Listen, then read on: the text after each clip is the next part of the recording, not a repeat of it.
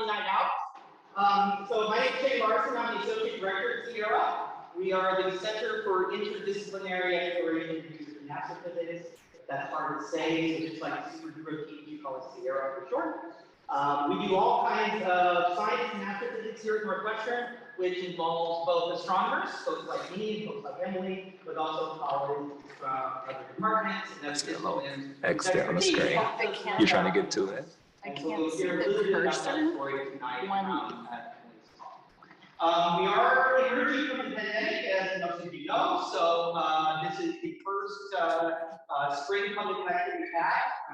Hopefully nothing else like that pops up. We did one virtually during the pandemic, but now we are kind of trying to get back. So we're very thankful you're all here and for yourselves tonight.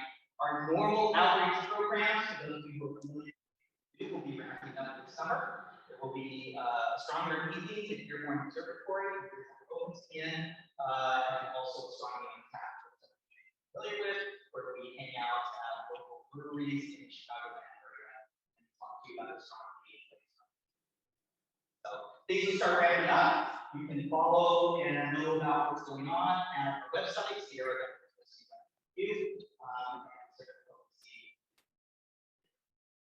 So after lecture tonight, there will be opportunities to continue talking with us a little bit. Out in the lobby, you may have noticed us setting up some activities and extended astronomy things for you to participate in.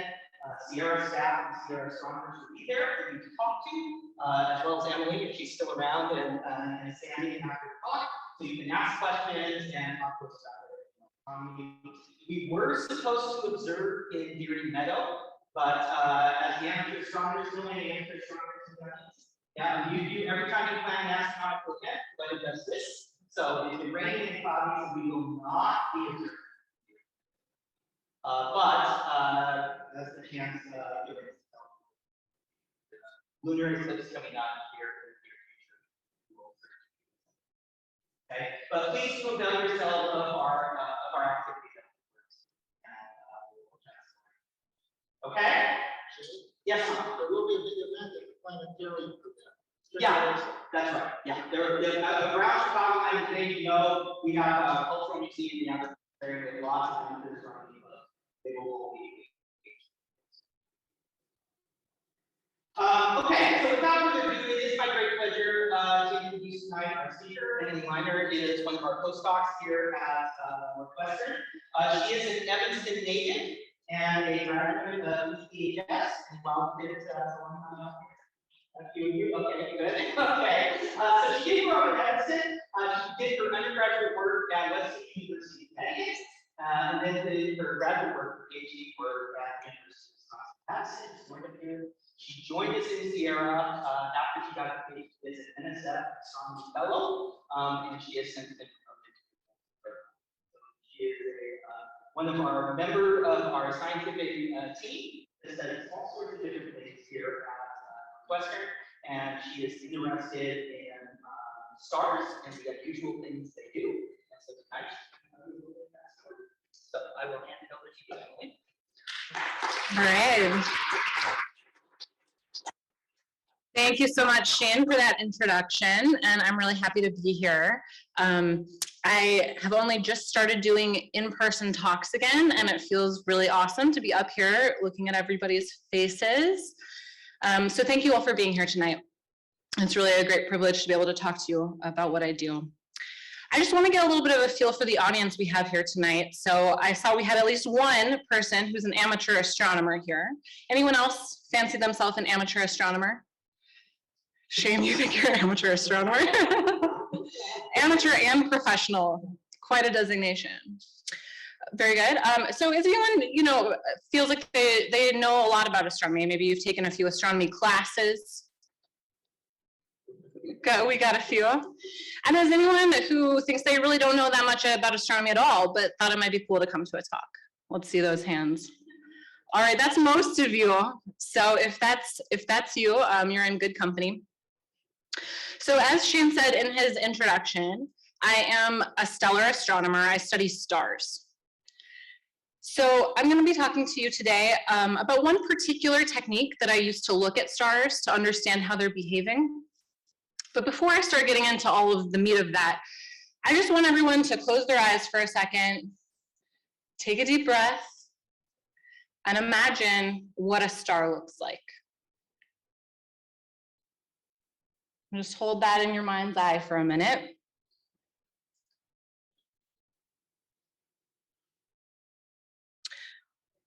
Did anyone in here think of something that looks kind of like this? Maybe a shiny twinkling star in the night sky? How many people thought of something sort of like this image I'm showing? Okay, so that's most people.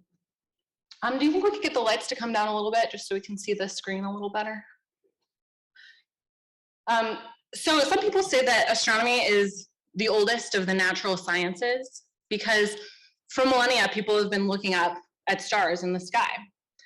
They've mapped them, they've watched how they move, they've made up stories about what they are. And so I think it's only natural that all of you think of something like this when I ask you what a star looks like. But for me, when I think of a star, I think of something more like this. Did anyone think of something like this when they imagined a star? So some of you think very much like a stellar astronomer does. So this is not like an artist rendering or a simulation or something. This is actually an image of the sun taken with the Solar Dynamics Observatory. So that's a satellite that we have up in space that is watching the sun all of the time. You can actually go to their website and look at a picture of what the sun looked like today. I recommend it, it's pretty fun. But when we look at a star like this up close in detail, it's clear that stars are really complex dynamic objects. This isn't just, one glowing point of light. You see that there are all of these bright spots on the sun. Those are active regions. They're areas of really intense magnetic activity on the sun. You'll also see that the surface is not actually one single color. There's dark spots and there's bright spots. So the dark spots are a little cooler. The bright spots are a little hotter. You'll notice that there is almost like a halo surrounding the sun. We call that the corona. It is a little layer of very hot million-degree gas that just floats kind of right above the surface of the sun, which we call the photosphere.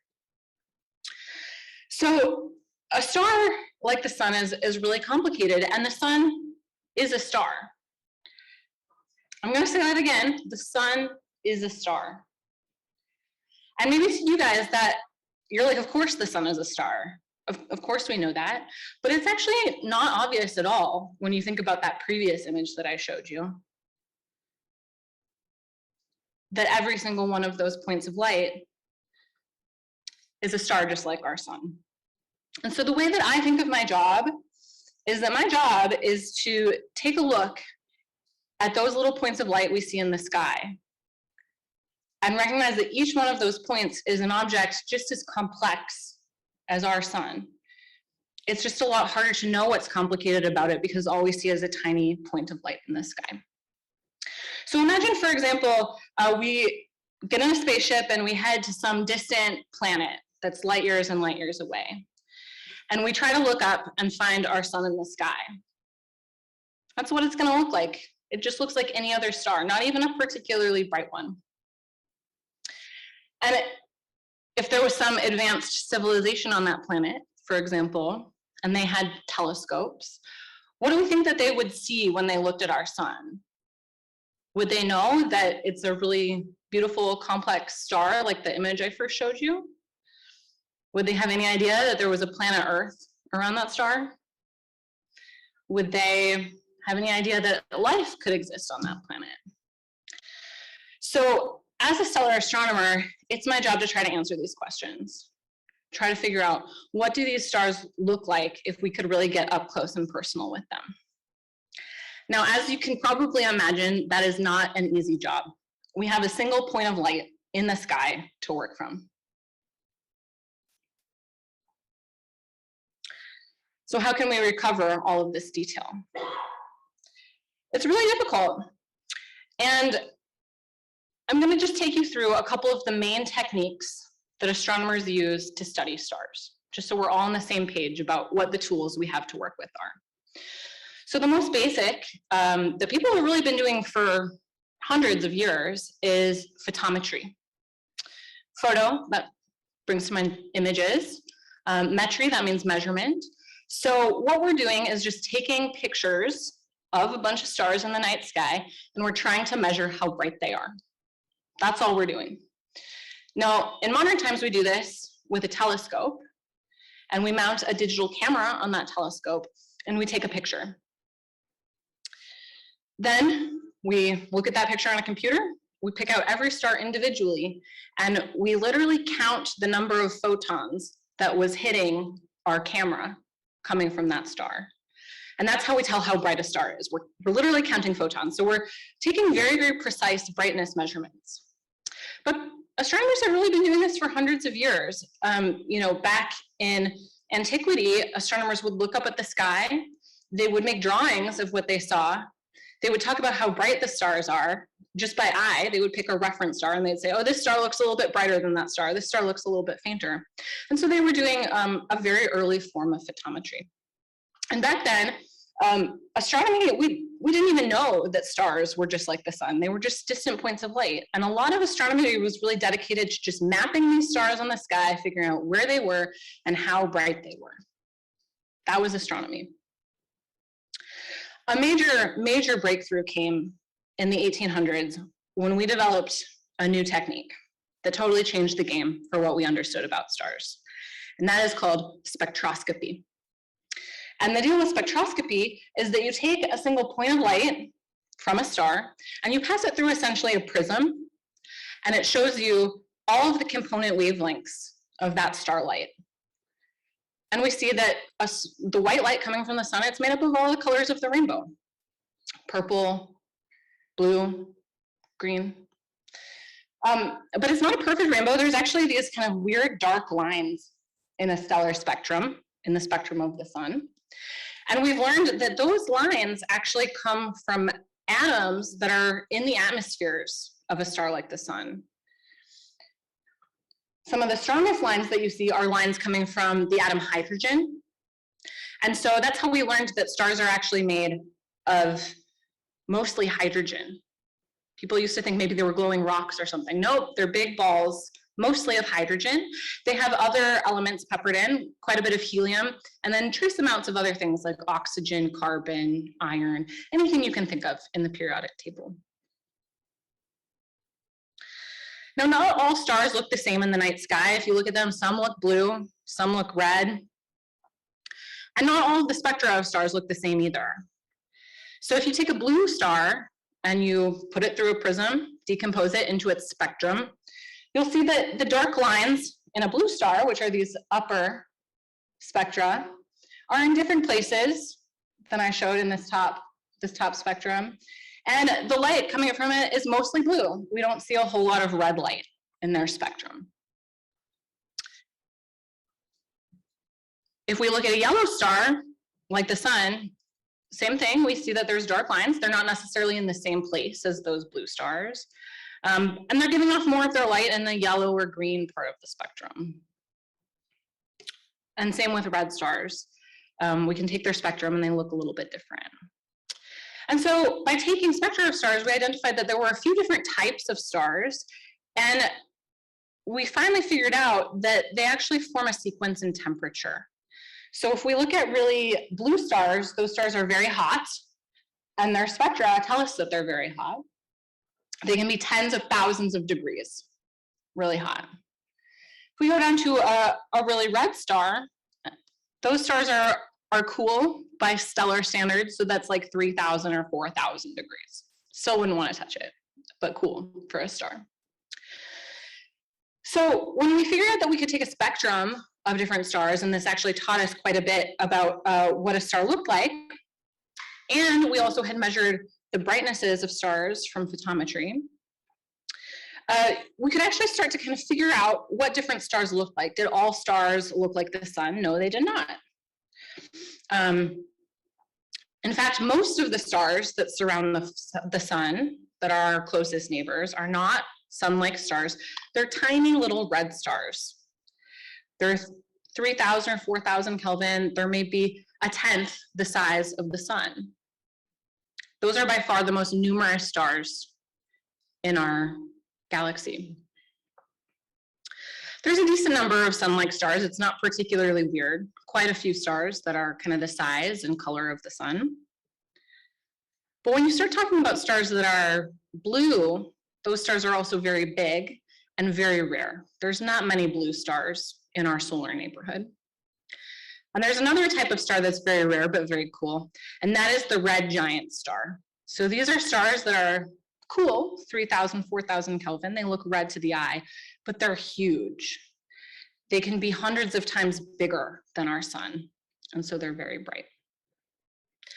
And amazingly, we were able to map out this picture of what, you know, the family of stars around us looks like just by looking at their light, looking at photometry, looking at spectra of these stars. And those are the two tools that stellar astronomers use most. Most of the time when someone tells you a fact about a star, they learned it either through photometry or through taking a stellar spectrum. I want to talk to you today not about either of those things. I want to talk about a new technique called time series photometry. Okay, and this is a technique that I use a lot for my work and is a very recent development in the history of astronomy. And it's actually taught us a whole lot of things about stars that are totally new, that we never knew before. And I would go as far as to say that we're really in a renaissance of stellar astronomy because of this technique, time series photometry. So the idea behind time series photometry is actually pretty simple. We're just doing photometry many times. So what I'm showing you here is just a photo of the night sky. This is a globular cluster, M5. And this is a photo that was taken in 2020.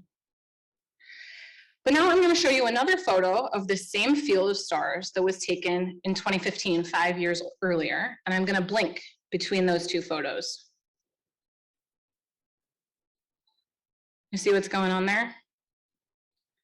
If you look really carefully, you see that quite a few of these stars are getting brighter and dimmer and brighter and dimmer. In some of these images, the star is brighter, and in the other image, it's dimmer. And this tells us that stars are not just sitting there with constant brightness. The brightness they have actually fluctuates. Okay, and we've known this for a long time because even just with your eye, you see that those stars are varying. Some of them vary quite a lot. But in 2009, there was a total game-changing event that happened, and that is that NASA launched the Kepler telescope. How many people have heard of Kepler? Awesome, so many people have heard of Kepler. So Kepler was launched in 2009, and it's a space telescope. Its primary objective was to detect extrasolar planets, planets around other stars. And it did that by staring at a field of stars for a long time, for 4 years straight, and very precisely measuring how bright those stars were. And what it was looking for is an eclipse, an event where a planet passed in front of that star and caused a little dip to happen in its light. And so what you're seeing down here is a plot that we call a light curve. Get familiar with it because I'm going to be showing a number of light curves in this talk. And all it's doing is it's plotting how bright the star is on the y-axis as time goes on. And so you just see that the star is pretty bright, and then there's a little dip. That's where the planet is passing in front of the star, and then it gets bright again, goes back to business as usual. So that's what Kepler was looking for. It was trying to find planets passing in front of stars based on these little dips in the light. And a side effect of that was that Kepler measured the brightness of about 150,000 stars, taking an image of them every 30 minutes for 4 years. So that's an incredible amount of data, an incredible amount.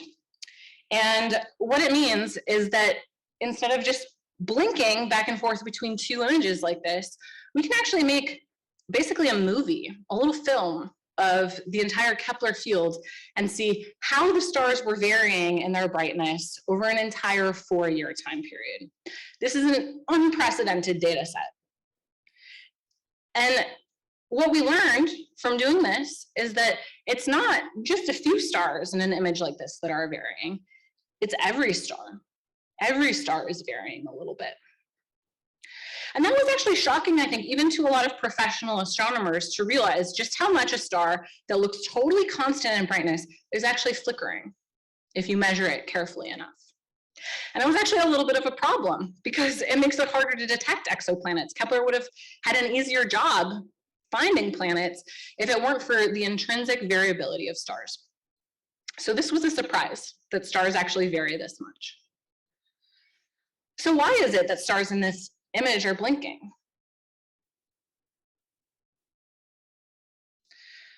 Well, to answer that question, I want to go back to our sun. Now, to be perfectly clear, there's lots and lots of reasons why a star might be varying, and I'm not going to talk about all of them in this talk, but I do want to talk about a couple that are important to my research. And this one is pretty crazy. It's pretty out there. Even I can't believe that stars are doing this sometimes, okay? But if we look at the sun really, really carefully, what we can see is that it's actually vibrating slightly. It's just vibrating, okay? And the reason why we know that is because if we look at the surface of the star very, very carefully, what we see is that there are parts of the surface of the star that are moving towards us very subtly, and parts that are moving away from us. And so that's what this is trying to illustrate. The surface of the sun is divided into regions. Red would be where the surface is actually kind of falling away from us a little bit. Red blue where it's moving towards us. And these are waves on the surface of the sun. So imagine, for example, looking down at the ocean and you see a wave coming through. That wave, as it crests, moves up towards you. And as it falls back down into the sea, it's moving away from you. That's what we're seeing on the sun. There are waves on the sun. Now, that might seem pretty wild if you've always thought of the sun as a solid body. But I like to think of the sun more as like a sphere of liquid. And it's always kind of sloshing back and forth. It's just very hot, very fiery liquid. I'm going to say something else that you might think is really crazy, but these waves that I'm talking about, these waves are sound waves.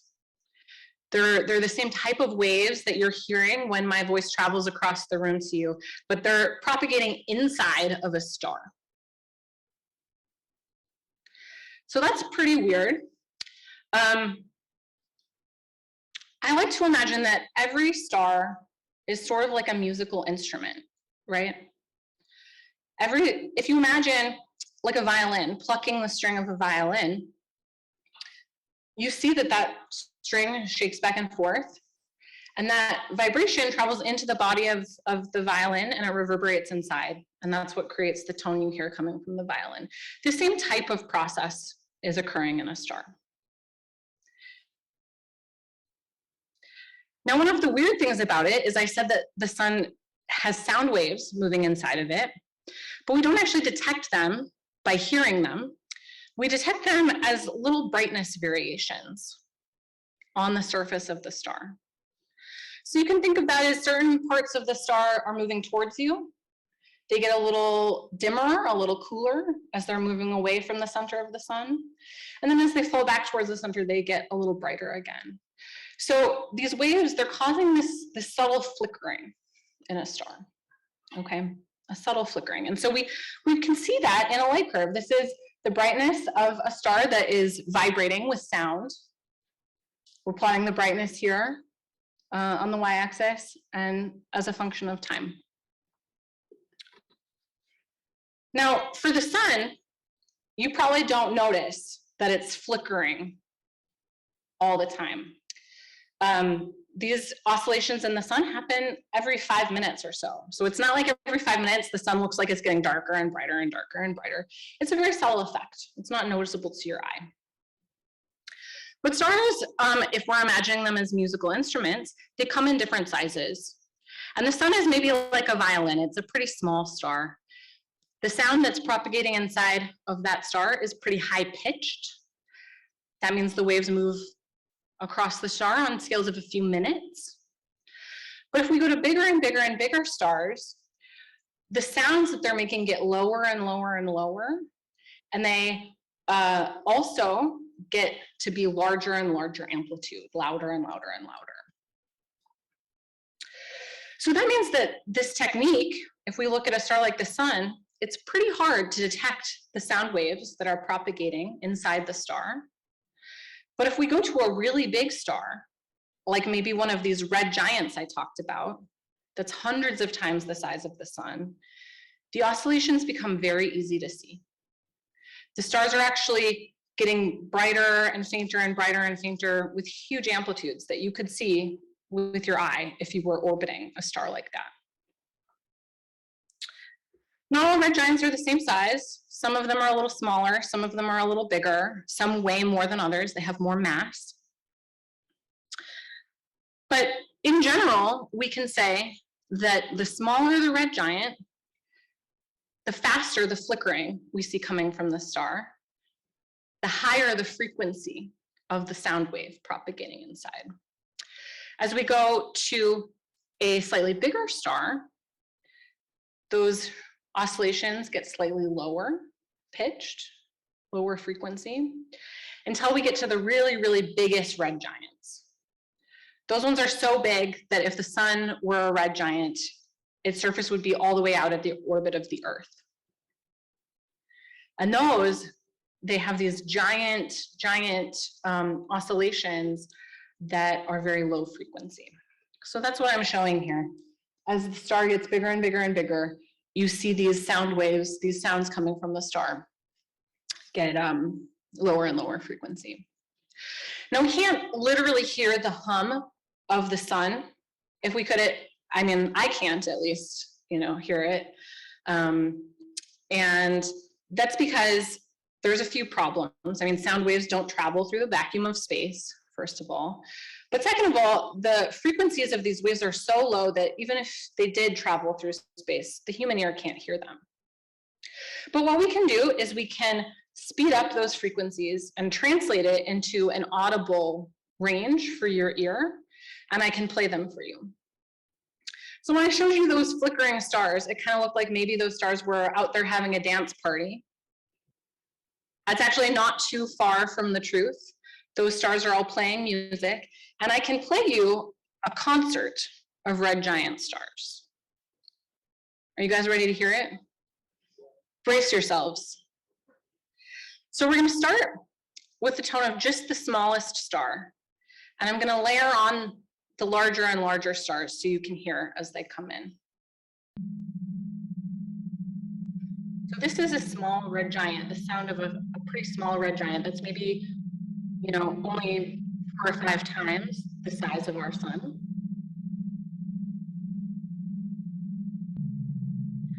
There, that's the viola coming in. That's a little bit of a bigger red giant star, maybe 10, 15 times the size of our sun.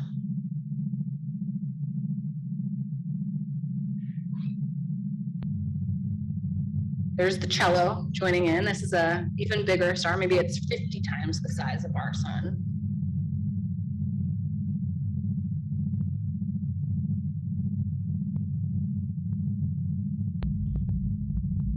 And there's the bass kicking in. So that's the really big one. That might be hundreds of times the size of our sun. So I promised you guys stellar disco. I was more of like weird experimental electronica or something.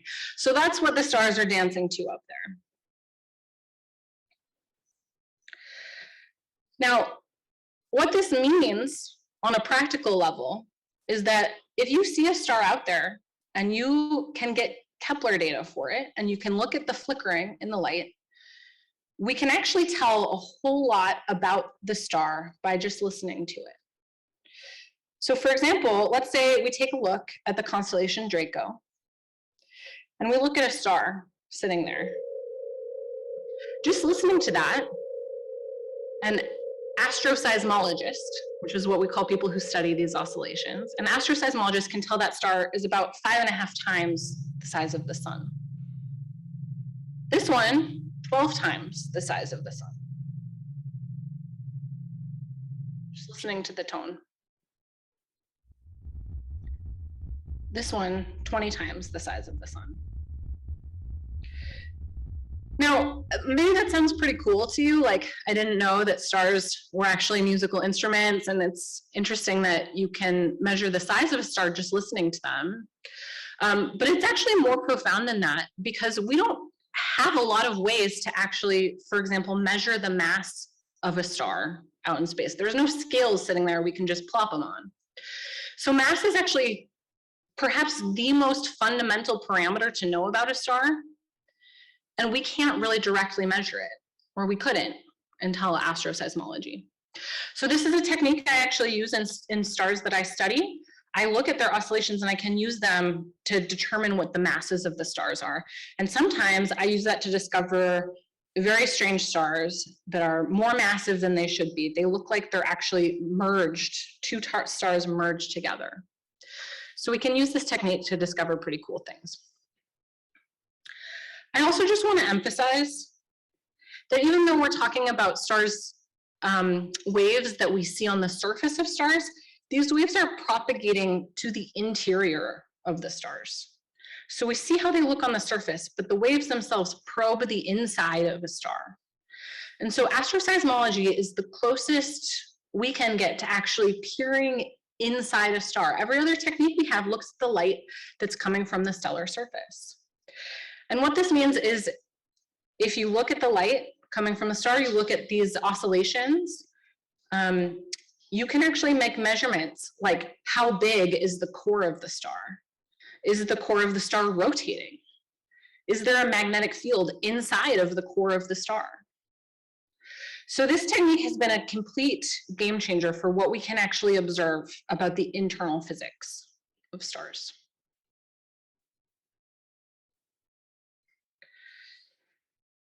So pretty wild. Did anyone know that before, that stars are actually making music out there? A couple people. So that's one measurement I can make using Kepler data, and then I do for my science. But it's certainly not the only reason that stars will vary in their brightness. And the next one I want to talk about, I think, is a little more straightforward, perhaps a little less crazy than stars actually vibrating and making music. And that is star spots. So we go back once again to my favorite star, our sun. And this is a video of the sun. And we can see that there are a couple of star spots there. And we notice that they're moving across the surface of the star. But it's not actually that the spots themselves are moving. What we are observing is the rotation of our sun. How many people knew the sun was rotating? Okay, anyone know what the rotation period of the sun is? Tom? 28 days roughly at the equator, 35 poles. Yeah, there's some differential rotation. So different parts of the sun are rotating at slightly different rates. But generally, the sun is rotating with a period of about 27 days. So you'll see these sunspots come, they rotate out of view, and they'll come back about 2 weeks later. Now, we can actually observe this process happening on a star using Kepler, because much like an exoplanet transit, what we see is that a star comes, the spot rotates into our view and out of our view, and that causes a modulation in the brightness. So a light curve for a star with spots on it might look something like this. all of this texture you see here, that's coming from things like the astroseismic oscillations that I just talked about. But there's also these brightness changes up and down. And the space between two peaks in this light curve would be 27 days for our sun, the rotation period. So this is a way we can actually measure the rotation of other stars. The amplitude of a light curve like this tells us something about how many spots are on a star, how much of the surface is actually covered in star spots. Now, why would this be interesting? Well, our own sun, we know, actually varies quite a lot in how many star spots it has. It goes through a solar minimum, when there can sometimes be no spots at all on the sun, and a solar maximum, when we observe the most spots on the sun.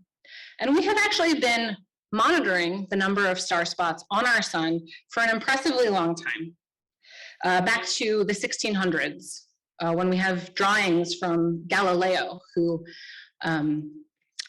saw sunspots on the sun and made drawings of them, as did some of his contemporaries. So we actually have a historical record going about 400 years about how many sunspots there were, and also how fast the sun was rotating. So we know that 27-day period has been in place for 400 years.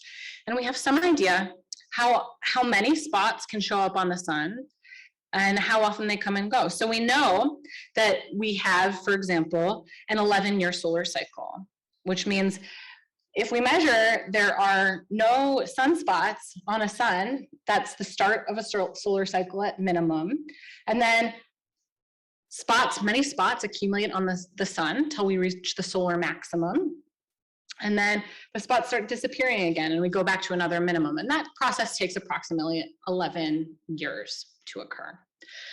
But there are some interesting hints in this plot that the sun might not be behaving quite so regularly as all of that. For example, there's this famous Maunder minimum in the late 1600s when sunspots all but disappeared for a period of like 50 years, which is pretty strange. Those records going back to the 1600s might seem pretty impressive on a human timescale, 400 years of data about the sun.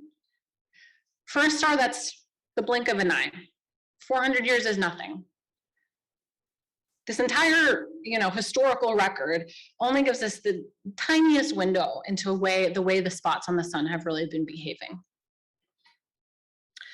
So one interesting thing we can do with Kepler is we can go out and we can take a look at stars that Kepler have observed that look something like the sun. They're the same temperature, they're the same mass, they're made of the same composition of material. They look identical in almost all ways. We call these solar analogs or solar twins. And we can go out and we can look at them and we can ask questions like, are all of those stars rotating with periods of 27 days? Do all of them look like they're going through 11-year star spot cycles? Do all of them look like they have a similar surface covering of star spots to our sun? So for example, if we observed our sun with Kepler near its maximum, the kind of light curve we would get is that we would see that as these sunspots rotated across the surface of the sun and came into our view, we would see very slight modulations in brightness over the course of 27 days.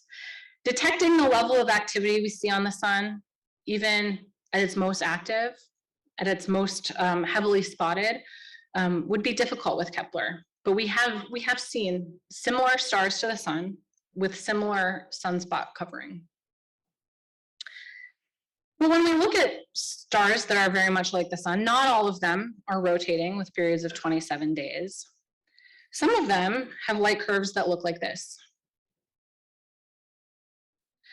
And when we measure the distance between peaks, which is what tells us the rotation period of these stars, we see that they can be very, very short, periods of 1 day.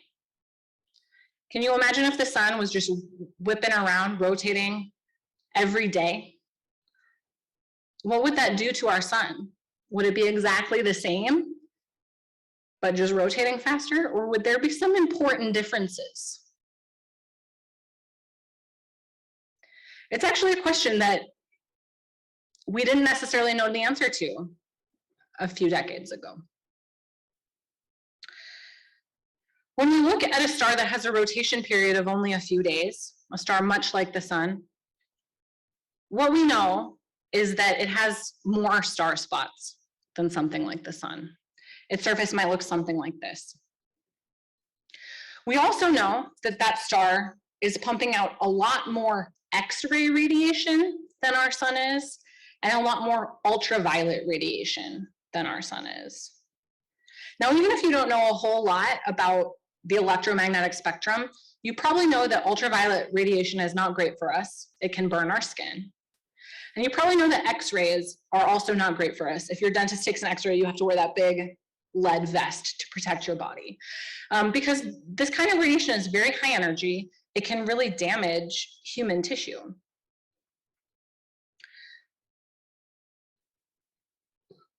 The other thing that stars that are rotating this fast seem to have is these strange little spikes that I'm showing in their light curve. So here's a star that has a rotation period here that's about a 1-day rotation period.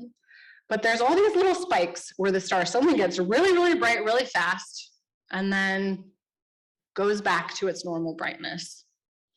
Anyone know what we're seeing there?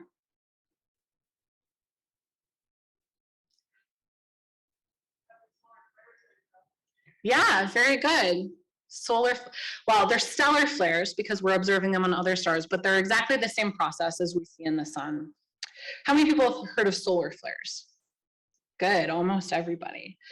So here is another image from the Solar Dynamics Observatory, SDO. And what you'll see is that there's flares happening on the surface. There's these little brightening events.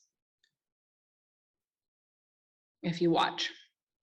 You see those little pops of brightness that are happening? You can especially see them if you keep an eye out on this side of the star. So I'm just looping a few seconds of video. So yeah, we can see flares happening on other stars.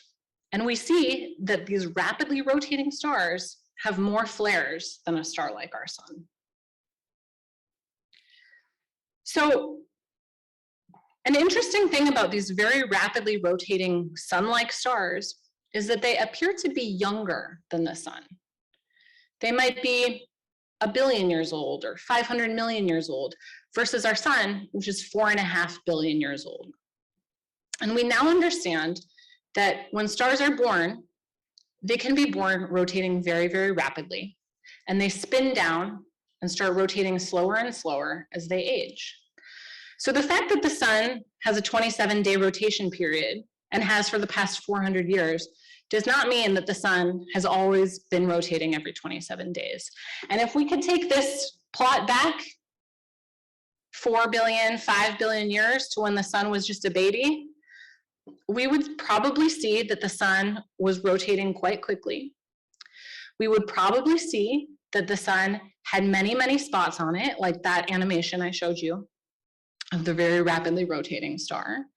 So many that the sun's brightness might actually change by a noticeable amount based on the spots that were rotating in and out of view. And the sun would probably have been bombarding the Earth with lots of X-rays, lots of UV, more than we get now, and lots of solar flares.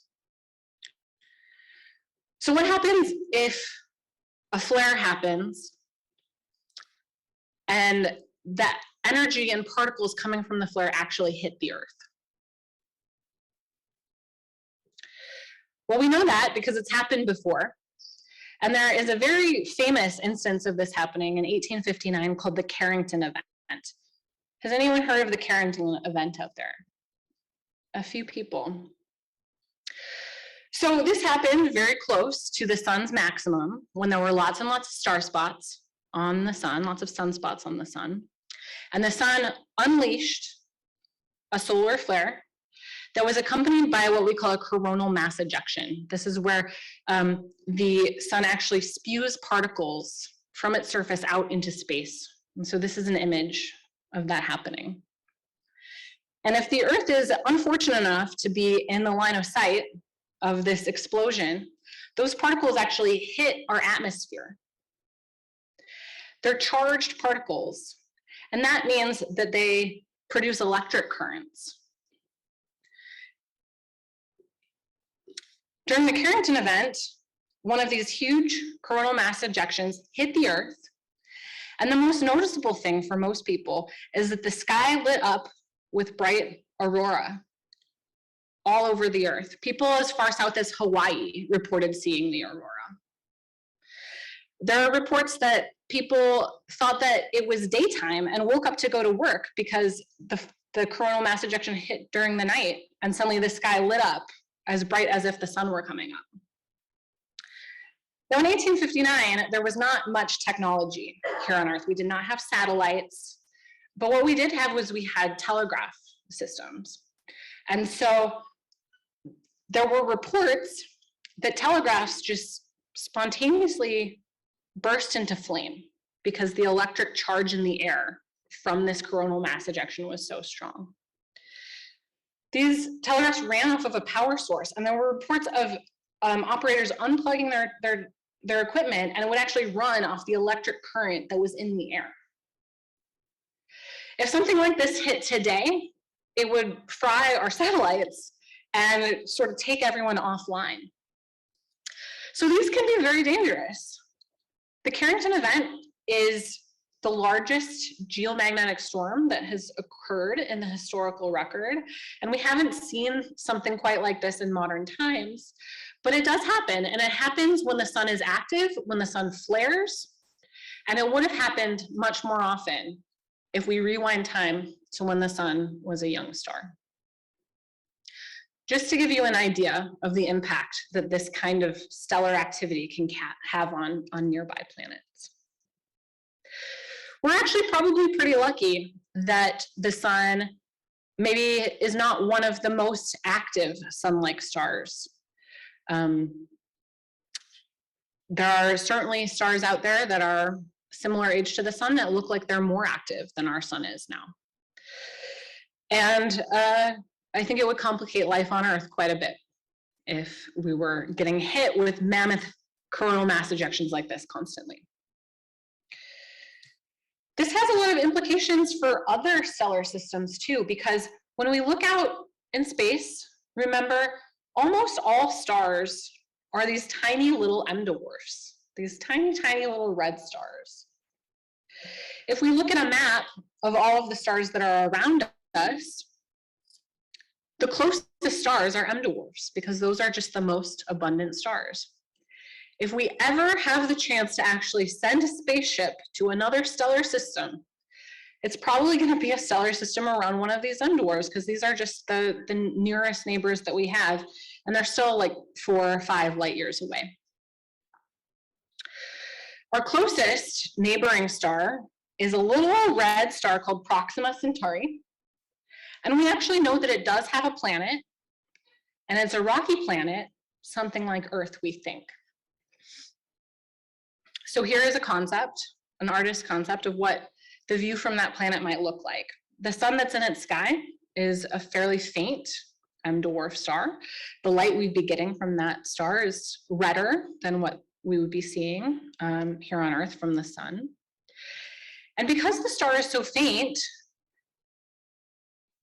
the planet is in the habitable zone. It's warm enough that liquid water can exist on its surface, but it's actually only in an 11-day orbit around its star. 11 days, that's closer than the orbit of Mercury by far. So this planet is just in right close to its M dwarf. And these M dwarfs we know are very, very active. They launch huge flares, much bigger than anything we would have seen in the Carrington Event, and they're much closer. So studying the activity signatures of stars like this has pretty profound implications for whether planets around stars can even be habitable. Imagine if this planet's just getting bombarded by X-rays, by flares, by UV radiation. Does life stand a chance on a planet like this? We don't know the answer, but it definitely is a question. Here's just another artist concept of a very active M-dwarf star. It's covered in spots. It's ejecting lots of flares, lots of plasma out into space. It's actually possible that all of this energetic radiation coming from its close host star can blow the atmosphere off of the planet, so the planet wouldn't even be able to retain an atmosphere. So Kepler is actually enabling us to imagine things like this. What would life be around an M-dwarf on a planet around a sun that's very different than our own? And I think that's pretty incredible. Hopefully, I have convinced you that looking at something as abstract as a light curve, where all we're seeing is flickering brightness of stars, really can allow us to imagine a lot about how that star really looks if you got up close and personal. But I just want to end by saying that what we've learned from Kepler and all that we know now about how to interpret a light curve is very cool, but just as cool, I think, are the mysteries that Kepler has exposed, because not all light curves that we've seen from stars are explainable. One particular example comes from a star that's not that different than the sun, just slightly bigger, slightly hotter, and it has this utterly bizarre light curve where there's no, there's just these random dips, just random dips. Some of them are blocking as much as 20% of the star's light. That means it's a huge thing that's passing in front of the star, causing a dip in the light. This star is colloquially known as Tabbys Star, and it's a Kepler light curve that we've detected out there that there still is no good explanation for. No one quite understands what could cause a strange dipping pattern in a light curve like this. The original paper that detected this star thought maybe it could be like a cloud of comets that's passing in front of the star, and the dusty tails of the comet can cause some of these weird dips. Other people have explained it as maybe a big disk of dust. Maybe the planet, or maybe the star has recently swallowed one of its planets or a moon in the system. There have been dozens and dozens of papers written about this particular system, and no explanation that fully explains the pattern we see. As a result, the news media went crazy with titles like "Alien Megastructure Detected Around Kepler Star." And the suggestion was that perhaps civilization had solar panels orbiting a star like this. And what we were seeing was some giant structure intended to collect the energy from the star. Most astronomers that would tell you that extraordinary claims of aliens require extraordinary evidence, which we certainly do not have for this star. But I think it tells you how desperate we have gotten to try to explain that light curve, that people are actually invoking aliens in the scientific literature. So Kepler is now retired. In 2018, it ended its mission and it ran out of fuel, so it can no longer point at the sky. But it taught us an extraordinary amount about stars and about planets.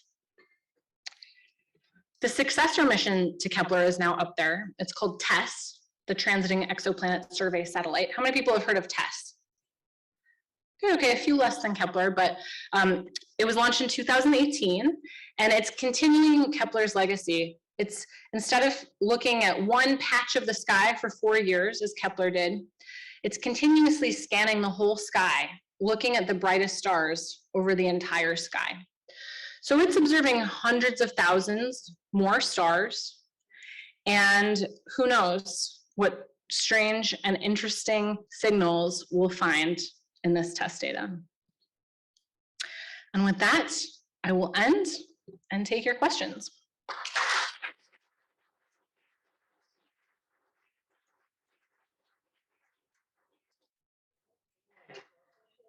We'll take questions for 10 minutes or so.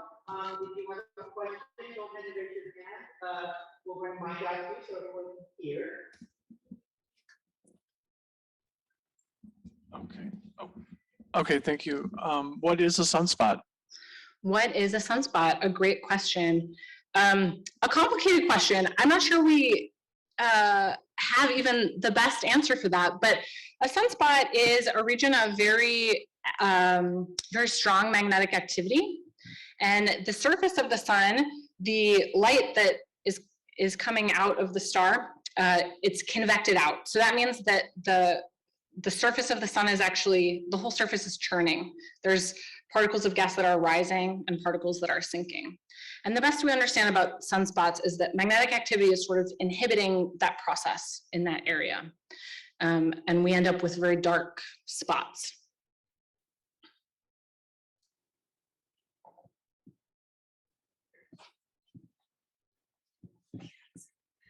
Oops, sorry. Thank you. This was very interesting. So I actually, I had a couple of questions.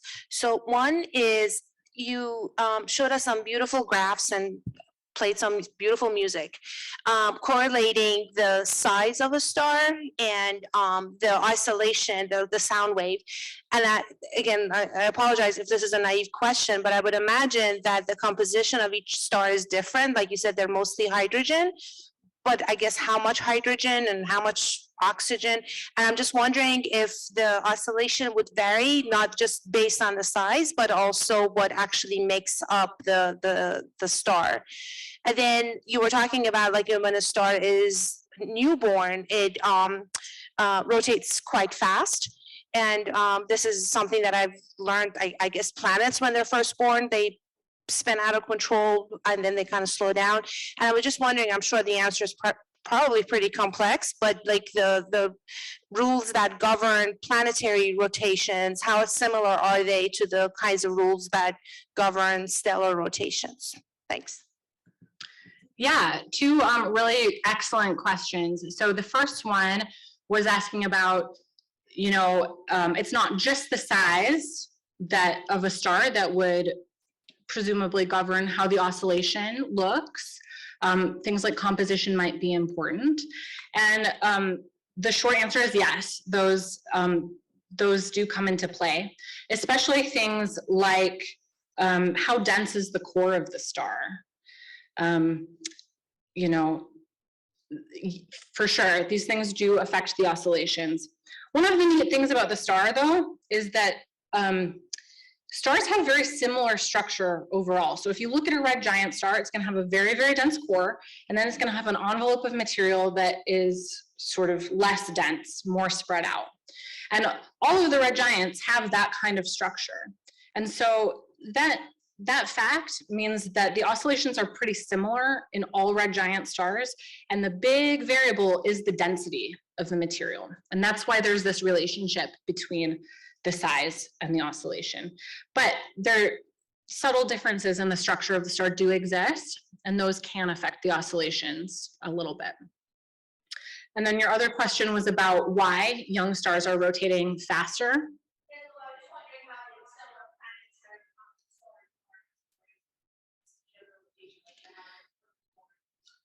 Yeah, so it's definitely a thing that objects can be born spinning really fast. And that tends to be because you form these things from like a star from like a collapsing cloud, for example. And as that cloud collapses, it conserves its angular momentum. And so as a big thing gets smaller, it starts spinning faster, like with an ice skater who's spinning and brings their arms in. So that's sort of a pattern that you see a lot. With stars, it's actually a big open question why exactly they're spinning at the rates that we see. There's lots of other processes that happen. For example, young stars can accrete material from a disk, and that can affect their rotation. So it's really an open topic of research to really understand the rotation rates we see in these young objects. So it's definitely not a naive question at all. It's something people are actively looking into.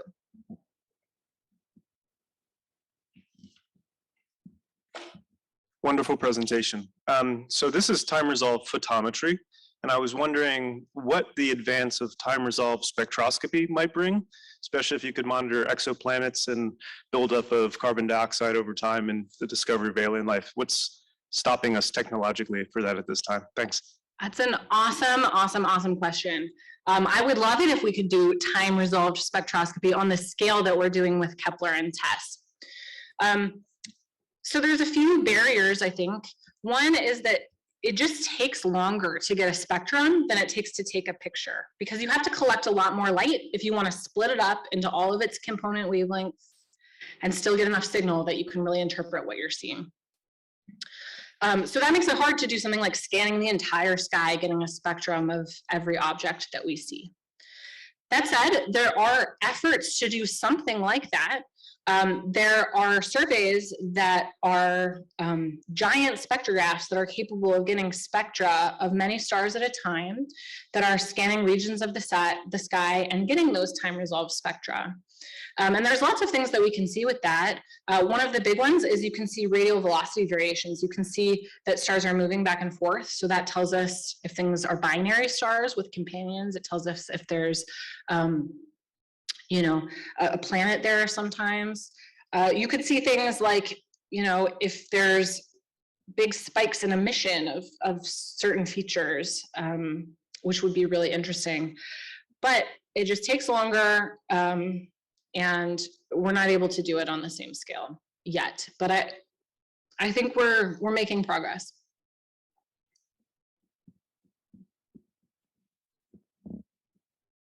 Hi, so I was wondering how, when you get a light curve in the beginning, would you differentiate this from other types of intrinsic variability, or even these from one another? Does it have to do with like the timings or the shapes of the curves?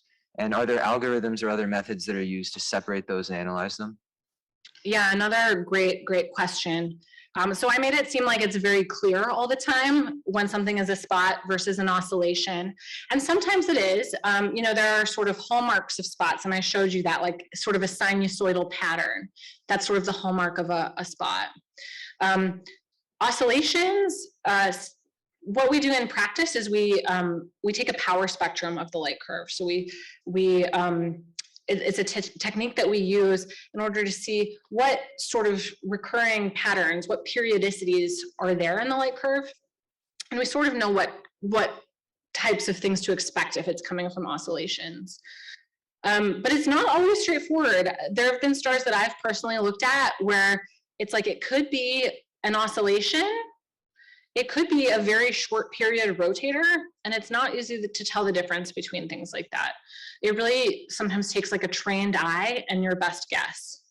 But you know, one thing I'll say is that a lot of these processes are taking place on different time scales.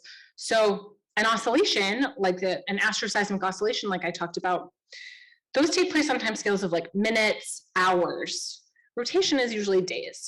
So looking at that kind of thing can help you tell the difference.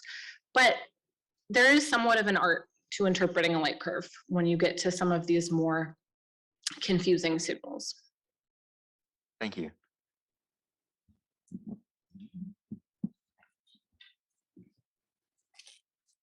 Bad. Thank you. That was a really great presentation. My question actually kind of feeds off the last one, which is kind of at the beginning, you demonstrated how, like with the first kind of change in light was a translit from a rotating object.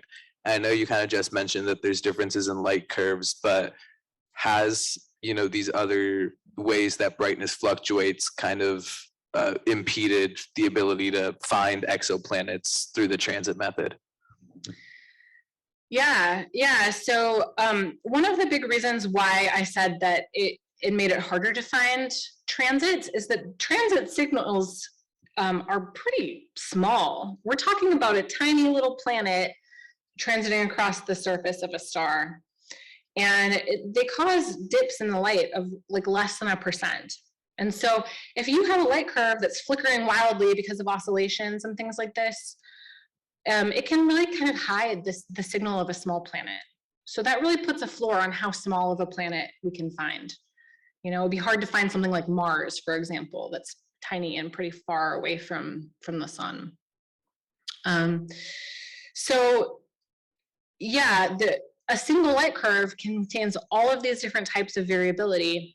And we do have a lot of sort of algorithms. People do a lot with machine learning, looking at light curves and trying to recognize different features, having computers recognize different features that correspond to different physics. But like I said, there are definitely cases where you look at a light curve and you're not quite sure. You know there's some variation there. There's a periodic signal you're seeing, and it's not totally clear what physically is causing it. That can happen. Does that answer your question? Hi. 2 winters ago, when the rock-steady red giant Betelgeuse faded, were you following along and listening in? Yes, for sure. It was very interesting when that happened.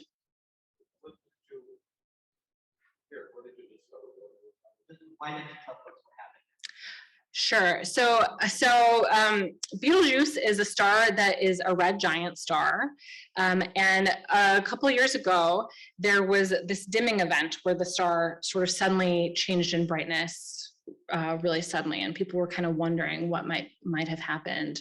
I believe that it was the conclusion is that probably there was some sort of like burst of material that came off of the star, and so the star was sort of hidden by dust that had like exploded out.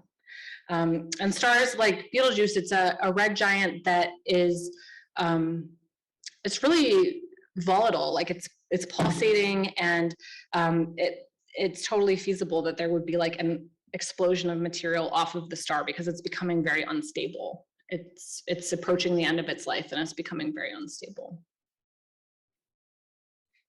Okay. One last question. Okay. Let's thank Emily again then.